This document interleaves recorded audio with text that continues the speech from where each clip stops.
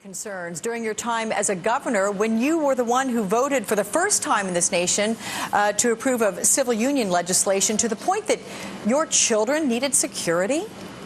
After I signed the civil unions bill, those are actually unrelated. My kids did have some threats. We did have to have security for the kids who were in high school at the time for a while until we were able to apprehend the person who was a dangerous person who was eventually incarcerated. And then during the civil unions bill, I had to wear a bulletproof vest at public events for a while because the rhetoric did get very, very overheated. Oddly enough, 2 years later, nobody cared about it. Neither the Republicans or the Democrats raised it as an issue in the next gubernatorial campaign. But people do get upset. They do get cranked up. And ordinary people, of course, don't do things like what happened yesterday. But it just takes a lot of heated rhetoric and a couple of deranged people, and that's a bad mix. I've got to wonder what you thought as you were heading out to work wearing a bulletproof vest. As you're putting that on, what goes through your mind? It's sobering because you don't so much think about the risk to yourself as you do to your kids and your family. Mm-hmm. And it does make you think about what you're doing in public service. Fortunately, this is not an everyday occurrence. And I had full-time security as governor, as I think every governor does.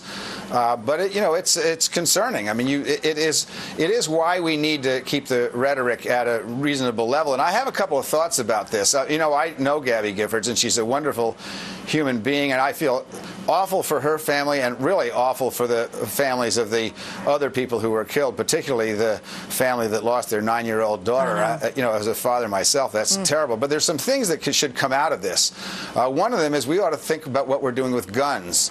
I was endorsed by the National Rifle Association all 8 of my statewide races, but the NRA has some responsibility that they have to do better here. There's no reason a guy like this should have a gun. The Second Amendment is settled law. The Supreme Court's decided we all have the right to bear arms, but people like this are not supposed to have the right to bear arms. And I think the NRA ought to take a lead in a gun safety campaign within the balances of the Second Amendment. The second is that in the next few days, the New Hampshire Legislature is scheduled to change the rules and allow people bearing guns to come into the State House. Now, that is insane. That's not necessary. That has no bearing on the right to bear arms. So we've got to look, the right to bear arms is established. I'm in favor of it, but we have to be reasonable and thoughtful about who gets guns and where they should be allowed. There's no deer in the New Hampshire Legislature, as far as I know. Yeah, horrible that we have to have situations like this make this topic of conversation go front and center. We're going to speak with you again,